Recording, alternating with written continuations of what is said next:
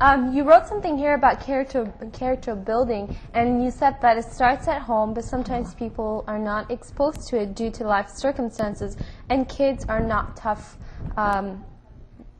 taught these topics.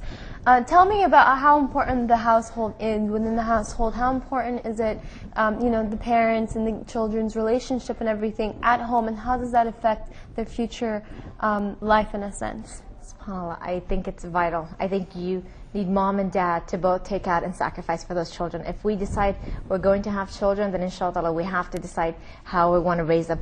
A lot of times what happens, and you can agree with me on this or not, but a lot of times what happens is people have a child and they imagine in their mind at the age of 18, this child's going to be like this, mashallah, like this. But they're not taking the steps to make sure that child reaches those goals.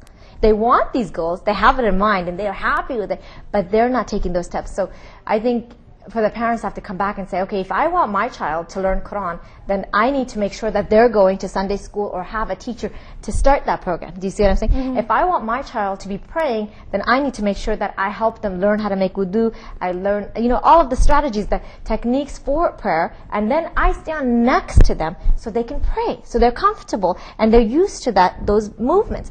If I want my child to graduate, inshallah, with honors, then I get them either tutors, or I get them the right friends, or I get them different books that it teaches them and helps them where they're different, where the stuff is difficult. I'm not just going to say, okay, you're going to school, mashallah, and you better be a straight A student. And most often, this is what we hear from whether these are Muslim families or non-Muslim families, because the parents are too busy. And we've come to a dunya where parents are so busy in working and then socializing and all these other things.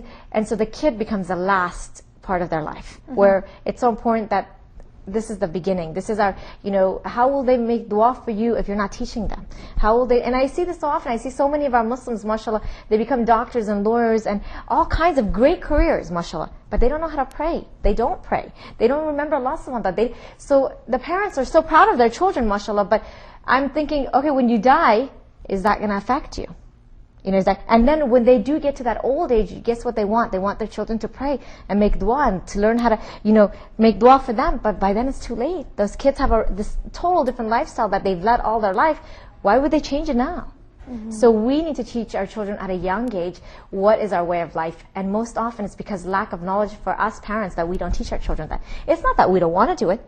We don't have enough knowledge to say that, okay, Bachim, do this way, do this way. Mm-hmm. So I advise parents tremendously, please get your knowledge, because inshallah your kids need you to help support them. Don't just depend on them going out there doing it.